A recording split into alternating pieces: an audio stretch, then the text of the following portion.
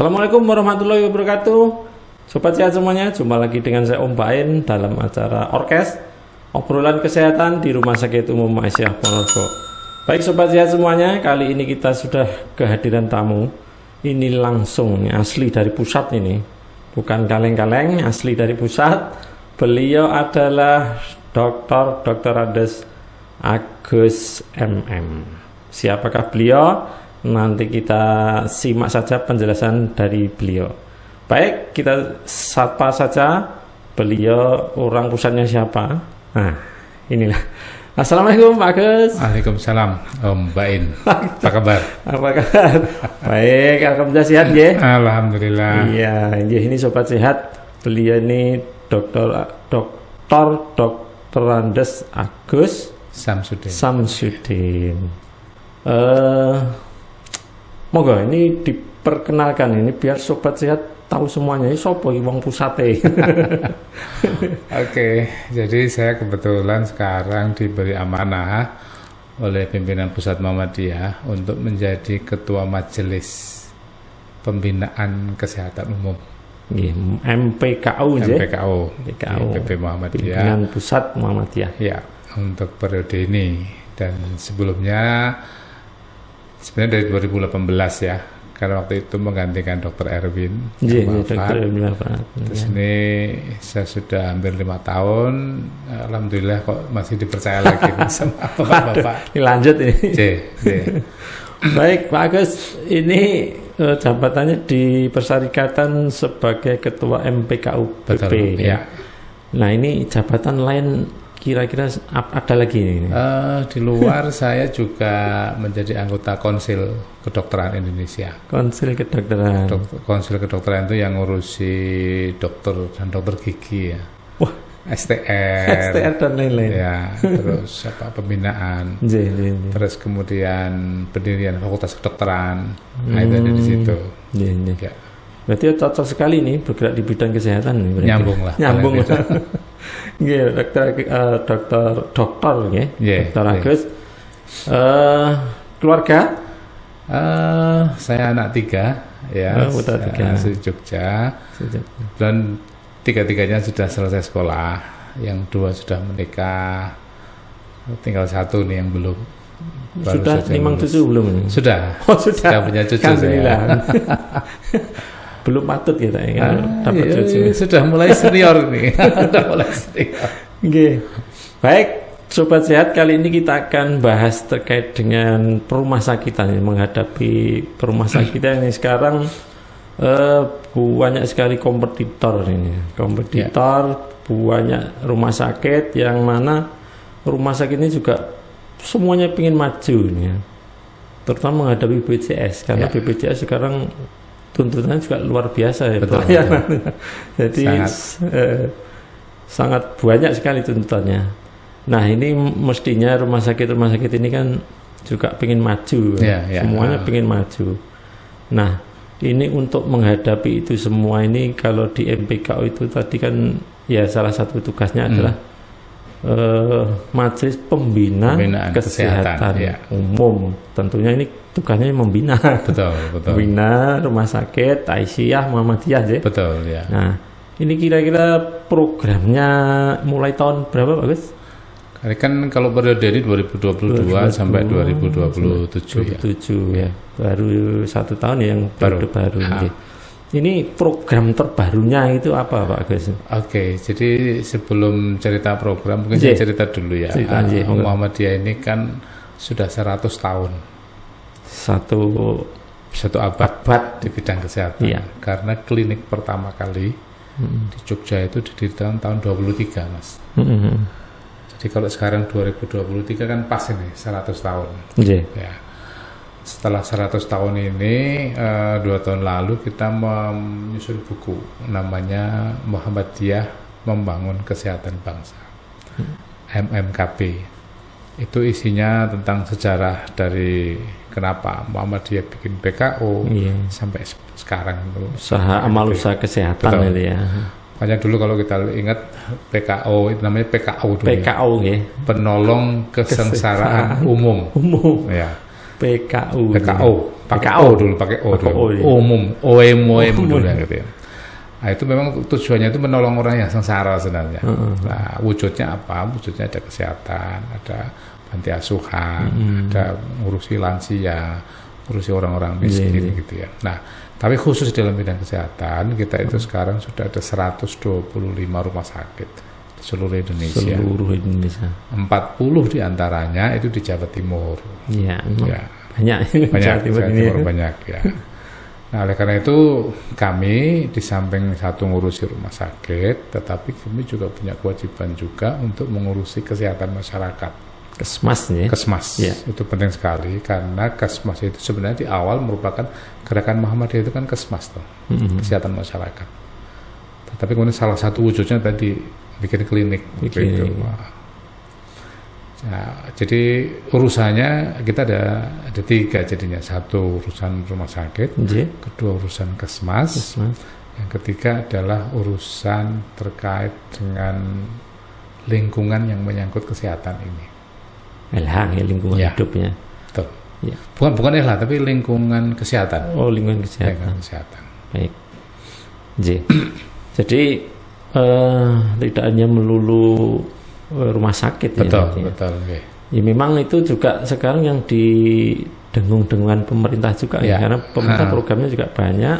Betul. Kalau tidak salah ya ada TB, stunting. Ya.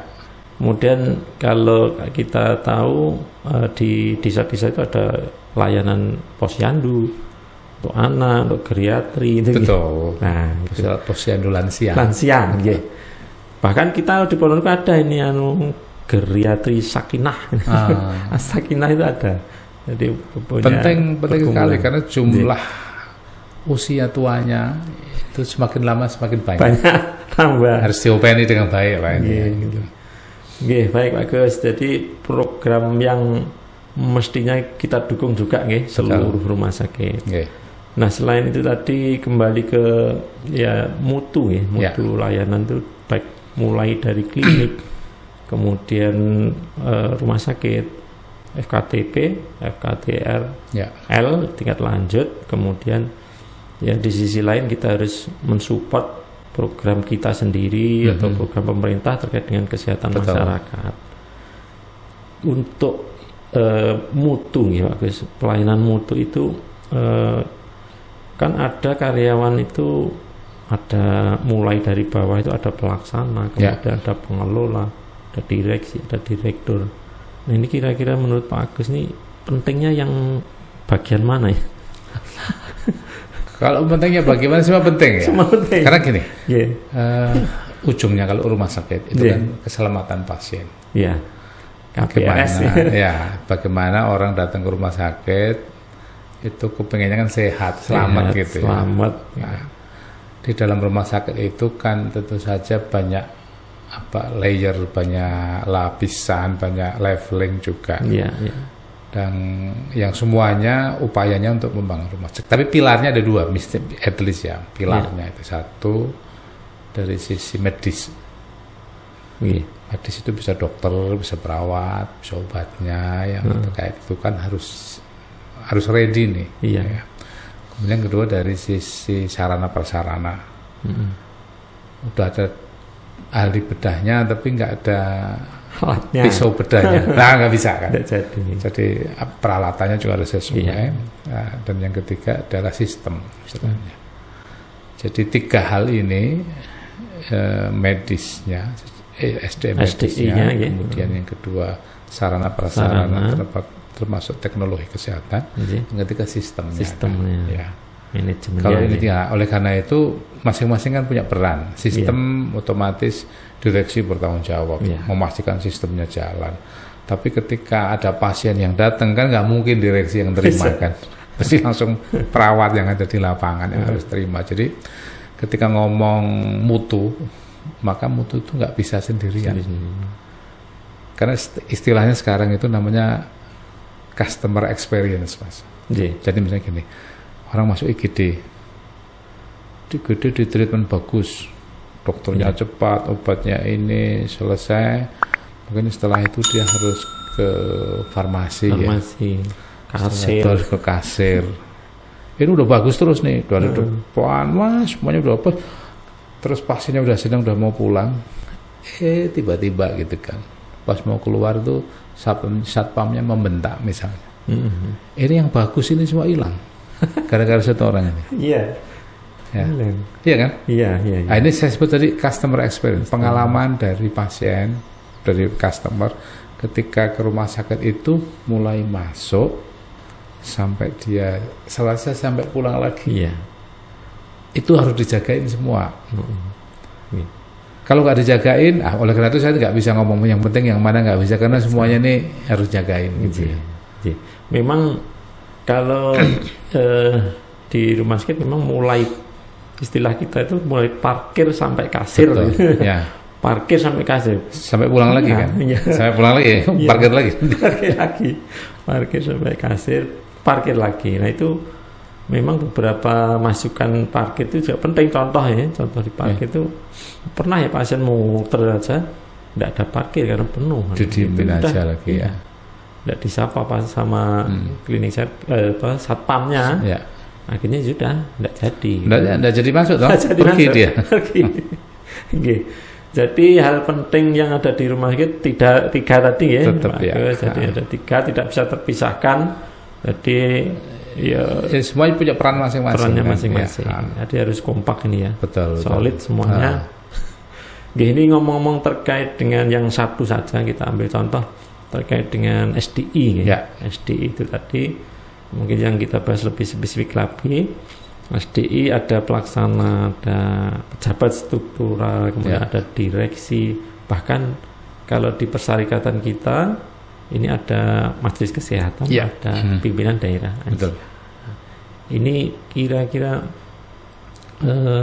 hal yang paling harus dimiliki Pak Agus nih, terutama ini di pejabat struktural ya. Nah, kira-kira apa ini? Di pejabat struktural kalau pentingnya apa ini ya? Di pejabat itu kan ada 2 sebenarnya. Setiap posisi, setiap jabatan itu punya 2 fungsi. Satu fungsi manajerial, memanage resources, sumber daya yang ada, supaya efektif, efisien. Tetapi yang 2, dia juga punya anak buah. Karena itu ada fungsi dia sebagai pemimpin kan. Makanya di dalam ilmu pengembangan SDI itu ada 2 hal, ada leadership skill, tetapi ada managerial skill. Kemampuan memanageri sama kemampuan memimpin itu perlu. Ada orang-orang yang leadershipnya bagus tapi manajerialnya nggak ada, biasanya berantakan. Atau sebaliknya, ini manajemennya bagus tapi leadershipnya nggak bagus, bisa mimpin, nggak disenangi sama anak buahnya, gitu kan. Dua-duanya ini penting banget, gitu ya. Jadi dan sekarang karena tuntutan lagi ya, sekali lagi tuntutan sekarang contoh eranya sudah digital. IT harus maju. Kalau standar-standar saja saya kira juga kalau standar itu umum, kan umum. Mau kita itu di atas standar. Ini kuncinya apa Pak Gus? Jadi ini standar ini. Kalau kita punya kepemimpinan tadi sama kemampuan manajer dan leadership, kita kan pada saat membuat rencana itu selalu melihat juga lingkungan kan. Sambil contoh lah digitalisasi. Sekarang digitalisasi itu bukan sesuatu yang istimewa lagi, karena semua orang udah pakai. Tuntutan ini. Wajib. Sudah jadi yang tadinya istimewa sekarang udah nggak lagi. Atau misalnya paling sederhana dulu waktu handphone masih baru, punya handphone tuh rasanya bangga banget, rasanya top lah gitu ya. Tapi sekarang semua orang udah pakai handphone. Barang biasa ya, dulu barang mewah. Betul. Digitalisasi juga sama. Dulu di awal-awal juga enggak, tapi sekarang wajib hukumnya. Oleh karena itu kita harus nambah. Makanya kalau di dalam sebenarnya kalau mau nambah lagi tadi ada yang namanya technical skill. Jadi ada leadership, ada managerial, ada technical skill. Atau soft skill. Soft skill itu yang tadi. Yang leadership soft skill itu ya. Dan itu kan harus ada penyesuaian kan. Waktu kita kecil sama sekarang kan udah berbeda jauh. customernya berbeda, lingkungannya berbeda. Iya, tambah pinter ya sekarang ini pasien. Betul, betul. Kritis juga. Di samping kritis juga lebih berani. Iya. Ya. Apalagi ada banyak medsos ini kan. Nah itu. Diviralkan selesai. Kan? Selesai. Tadi ini terkait dengan mutu tadi. Misalnya kita ada sesuatu yang salah, direkam, diviralkan di medsos, selesai. Kita. Jadi sekian ribu pelayan yang kita berikan hanya satu saja yang itu, ya sudah selesai. Salah diviralkan selesai gitu. Itu plus minusnya pakai apa digitalisasi media sosial. Oke, baik Pak Gus. Jadi syarat tadi untuk pejabat struktural yang harus dimiliki ya. Kemudian turun ke bawah ini sebagai pelaksana ya di lapangan ini kadang justru mereka ini sebagai ujung tombak. Ujung tombak itu kan ya pemberi pelayanan ya, PPA itu pemberi pelayanan, asuhan. Itu kadang kalau menurut saya juga sangat penting sekali.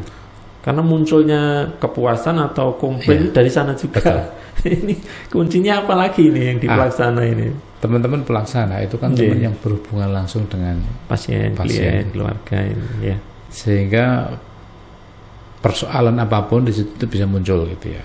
Nah, oleh karena itu ada dua hal sebenarnya yang perlu dipahami oleh teman-teman di lapangan itu. Yang pertama adalah kaitannya sama technical skill-nya.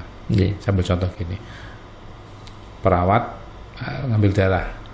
Ya, sampel. Ya. Sampel. Nah, gimana caranya? Pada saat ngambil darah itu nggak sakit. Yang dia nggak sakit terus sekali ambil sekali coblos. Betul, itu kan technical, keahlian khusus dari perawat itu untuk bisa caranya melakukan dengan baik dan benar.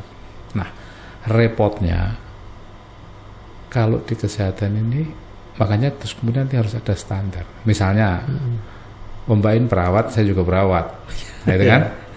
Tapi kemampuan kita berbeda. Om Bain kalau ngambil sampel sekali coblos selesai nggak sakit, saya berkali-kali kan nggak bisa diterima saya oleh kasih. Ini kan berbahaya. Iya kan? Iya. Jadi semua orang milih ke Om Bain semua, saya nggak ada kerjaan kan? Atau yang kedua, dia bisa komplit terus dia nggak datang lagi karena ada perbedaan standar dari para pelaksana ini.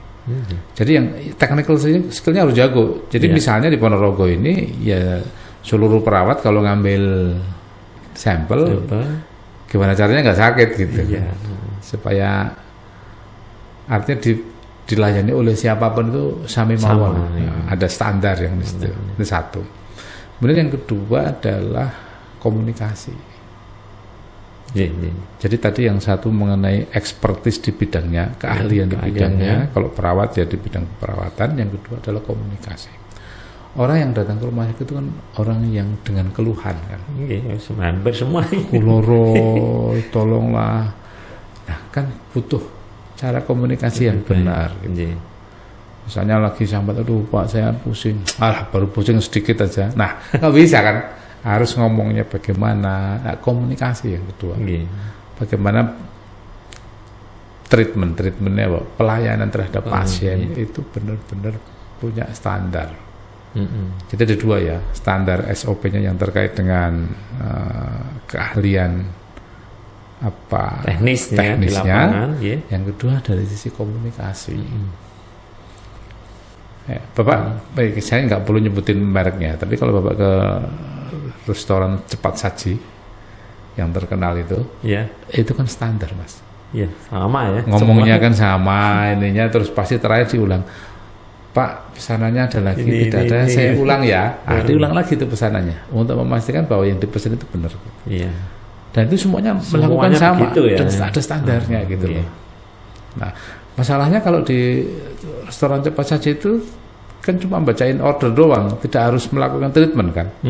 Di rumah sakit itu lebih kompleks, karena dia harus melakukan sesuatu. Ada banyak hal ini. Baik. Jadi memang beda ya di rumah sakit memberikan pelayanan. Sama contoh yang paling nyata di bank.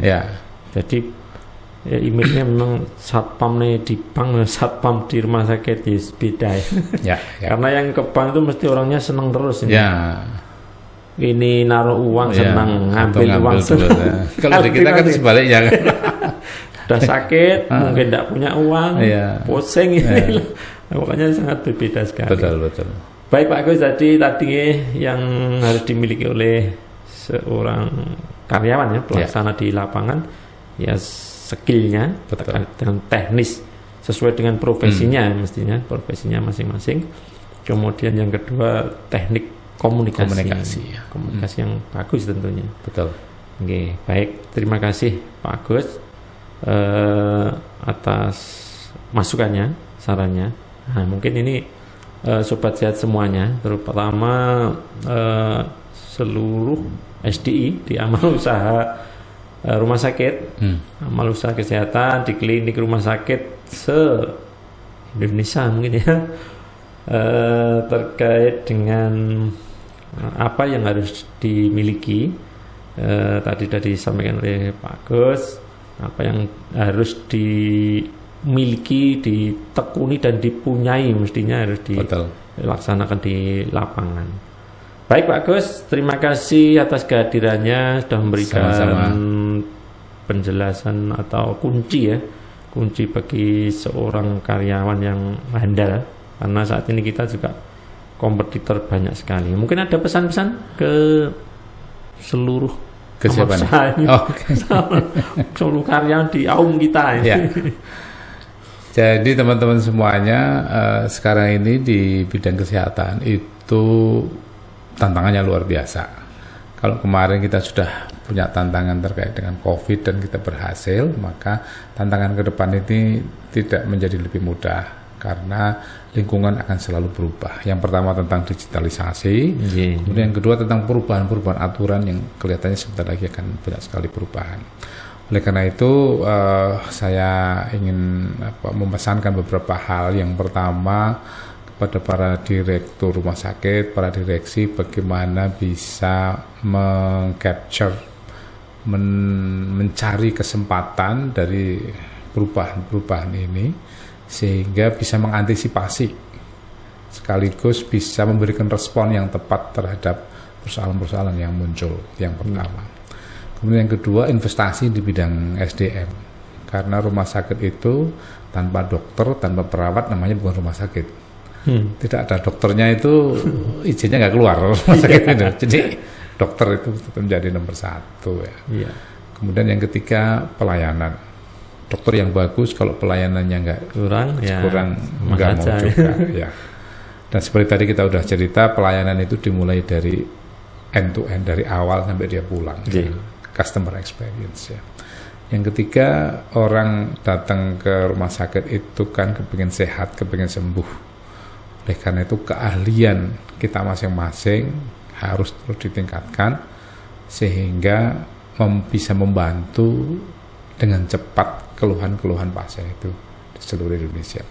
Yang terakhir, karena kita ini bermuhammadiyah, nah Muhammadiyah ini kan tugasnya adalah membantu orang-orang yang membutuhkan. Oleh karena itu niat keikhlasan kita untuk benar-benar tetap melayani sebagai bagian dari ibadah itu menjadi sangat penting.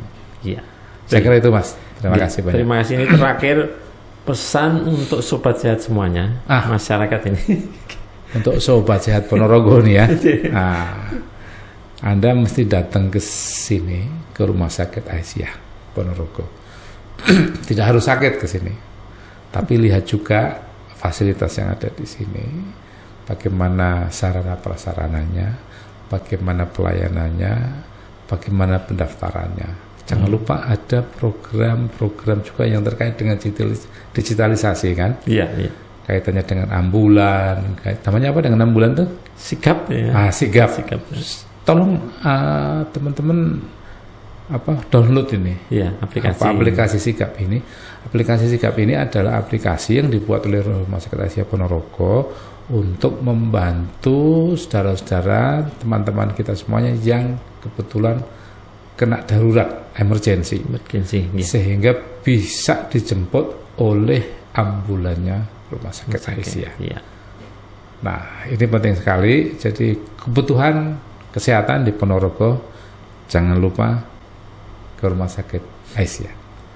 Baik, terima kasih Pak Agus sudah hadir, mampir ke Ponorogo. Mudah-mudahan bermanfaat bagi Amin. kita semuanya, terutama bagi Sobat Sehat semuanya. Dan terakhir, Sobat Sehat semuanya, insya Allah terkait dengan layanan kesehatan, percayakan kepada kami, Rumah Sakit Umum Aisyah Ponorogo. Terima kasih. Assalamualaikum warahmatullahi wabarakatuh.